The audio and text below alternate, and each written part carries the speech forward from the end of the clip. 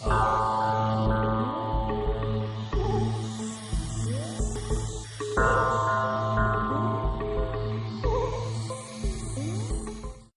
big teachers when I was growing up were people like Abby Hoffman and Allen Ginsberg. These were family friends. And one thing that I really learned from them when I was a kid was how important it is to use culture and to use connection through community to change people's heads so that they can connect with each other and make change.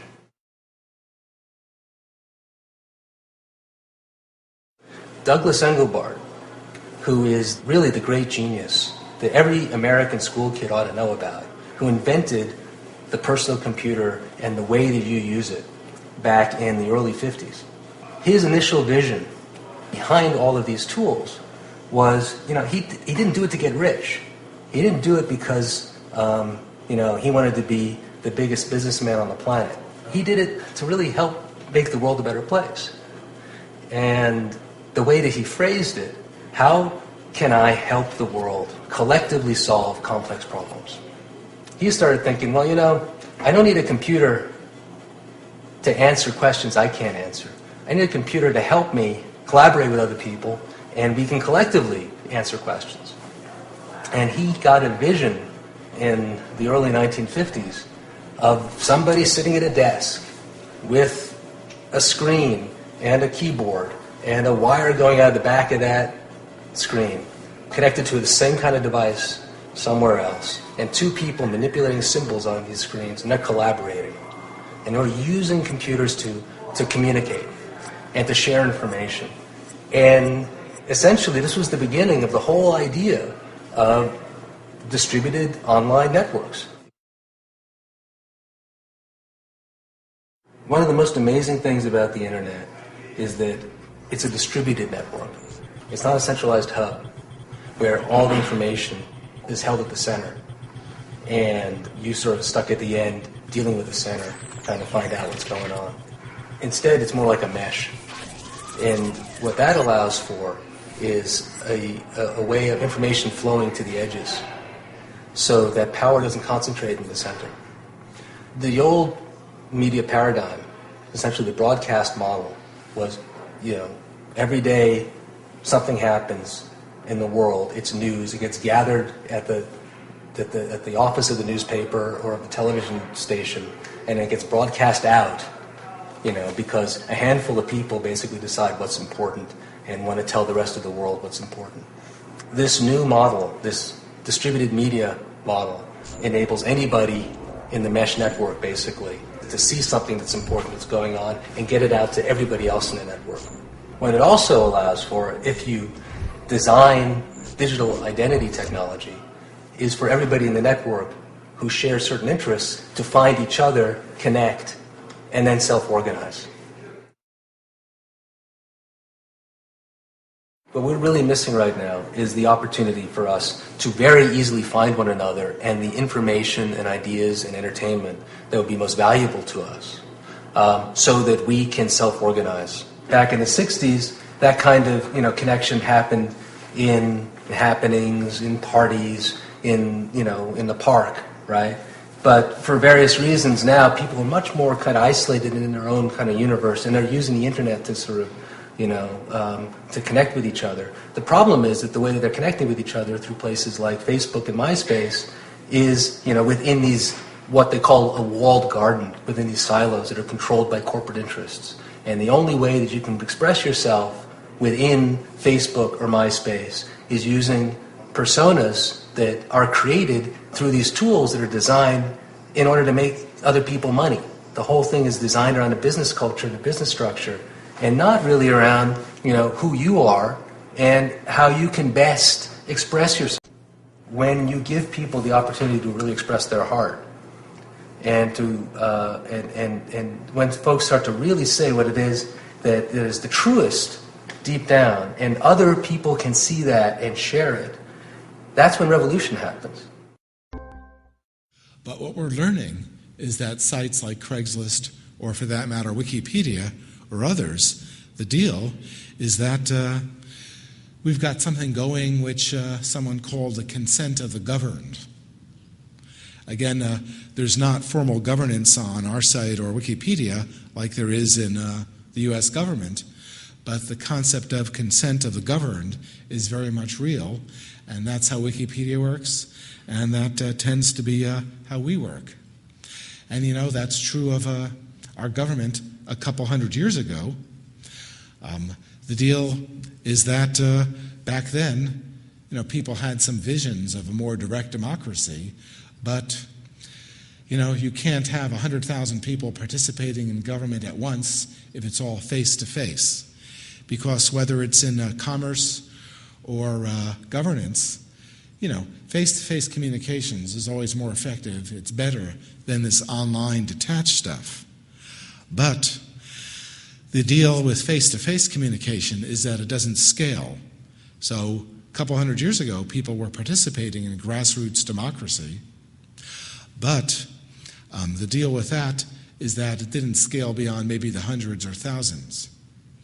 What's new about the environment we're living in right now is that the internet scales up person-to-person communications from the hundreds or thousands into the millions, the tens of millions, and maybe at some point in the future into the billions of people. That is what happens when the internet allows billions of people to work together, to collaborate with each other, and to make things work.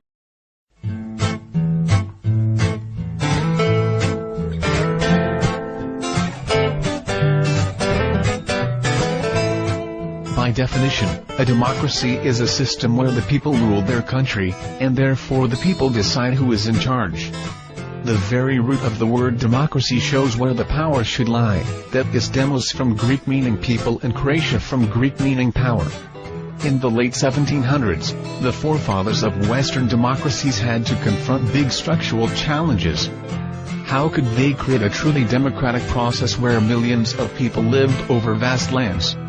How could a whole nation make legislation efficiently when the fastest way of communication was carrier pigeons or horse-riding messengers? How could they possibly gather large groups of people in one place, all at the same time, and manage to collect everyone's opinions and votes without chaos? Back in the days of the American and French revolutions, involving a whole nation in the legislative affairs was perceived as an unachievable feat.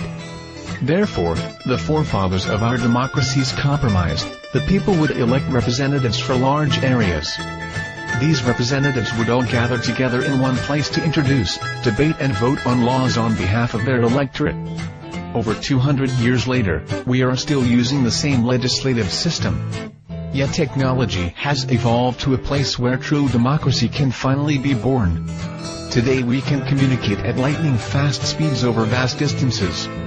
Today we can organize online virtual meetings spanning over several days where millions of people can gather to participate in discussing, debating, creating, and voting on issues of interest. Thanks to the internet, we no longer need to elect representatives to legislate on our behalf. For the first time in history, we can, and should, represent ourselves in an online legislative Congress. If we are to be a collection of democracies, our political systems should be based upon the will of the people. Let the people be the legislators. Together, we the people, can define the rules and processes for a new legislative system where everyone has the right to participate. Together, we the people, can design, build, and test an open source platform to enable people to participate in introducing, debating, and voting on the laws. Together, we the people, can raise awareness on the potentials of direct democracy.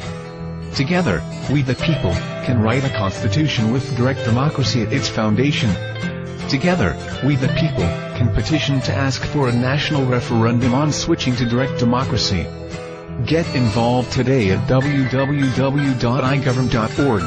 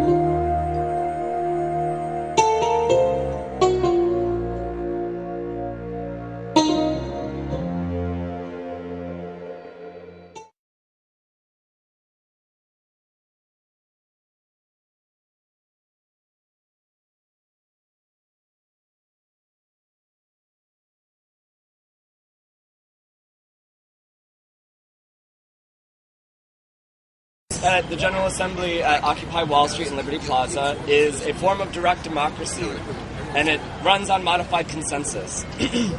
Direct democracy's oldest form was an Athenian democracy, Athenian direct democracy. Obviously, it was not very fair. Women, slaves, foreigners were not allowed to speak or participate. They were excluded from the entire process, but that's where it originated. Another ancient example would be the Roman Republic, where citizens had the power to enact, create, and put into work laws. That was the oldest example of citizens taking power into their own hands and creating the world for themselves. Modern movements that use direct democracy are the landless people of South Africa, the Landless Peoples Movement. There's also Students for Direct Democracy here in America, and there's also Change 2011, a Finnish political party. The way direct democracy works is everyone is heard, no voice above another. We bring people together and we discuss important decisions and discuss important topics, and everyone gets a chance to speak, and everyone gets to be heard, and it's a beautiful process.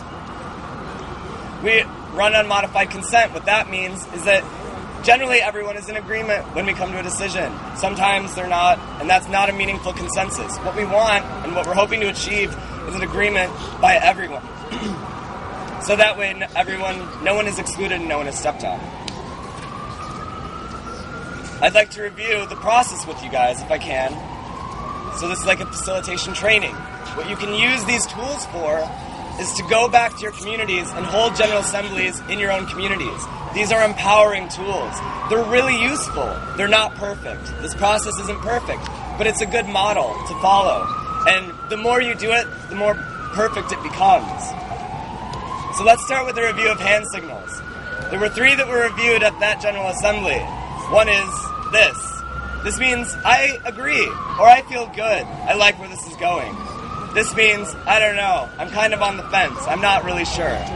This means, I disagree, I don't like this, I don't feel good. This is a point of process. This is a very important symbol. What this means is that process has been derailed. When someone is off topic, or someone is voicing a complaint during a proposal, or some other important act, point of process is thrown up. It doesn't mean yell point of process. You don't want to talk over people, and you don't want to cut anyone off. You just do this silently, let the facilitator see you, and then the point of process is enacted, and the process will be put back on track. This is point of information. This means I have pertinent information about what you are talking about. If someone says the march is at 3, and you know that it's at 2, raise your finger. Don't yell point of information, just raise your finger and let the facilitator see you and say, the march is actually at 2. What this is not is a question, or a concern, or your own agenda. This is just information. This means, wrap it up. We understand what you're saying. Some of us may even agree with you, but you're going really long. Please be concise and to the point. This is a block. A block is very severe. It means I have very harsh ethical problems or safety issues with what is being discussed. It means that if what is talking about goes through, I will leave. I will abandon the cause and give up on this movement. We don't want this to happen. We want to work out any blocks. Also, if someone throws up a block, they're asked to explain why, because it's very serious. We want to know why, absolutely, so that we can all come to agreement and be in consensus. So a block is very serious. Are there any questions about the hand signals? Can we review them? Can we review them? Yes. I agree. I feel good. I'm on the fence. I don't know. I disagree. I don't feel good. Point of process. This means process has been derailed. Point of information. I have pertinent information about what you are discussing. Wrap it up. You're going really long. Please be concise and to the point. Block. I have severe ethical problems with what you are talking about and will leave this movement if what is being talked about goes through. Okay, so those are the hand signals.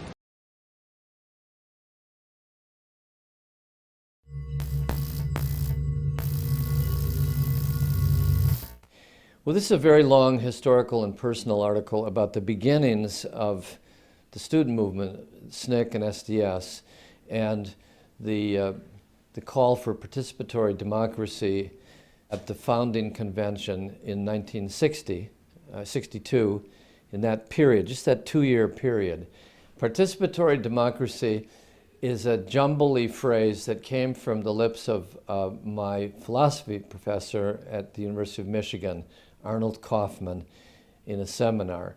He was quoting John Dewey, who was an elder of SDS, who had conceived of the idea that democracy should be broader than voting. It should include voting, but we should have democratic families, not dominated by the father from the top down. We should have democratic workplaces, democratic neighborhoods, not controlled by developers. More democracy, not less, was the idea. And of course, before John Dewey, there were proponents of civil disobedience and direct action like Henry David Thoreau, who we knew had said, vote yes, but vote with your whole life, not with a simple strip of paper. So we took that to heart. And for us, there wasn't a big conflict between direct action, sitting in at lunch counters, and registering black people to vote in the South, because you could get killed or arrested or beaten for either. It was all direct action, but at least there was a framework. It was more than a tactic of sitting in and occupying someplace. The framework was to push for more space for the human development that was at the center and the social development that was at the center of what we called participatory democracy. I would make the argument that participatory democracy, if understood, can be, should be, will be the only framework for the development of progressive movements and politics in the U.S. That's worth salvaging.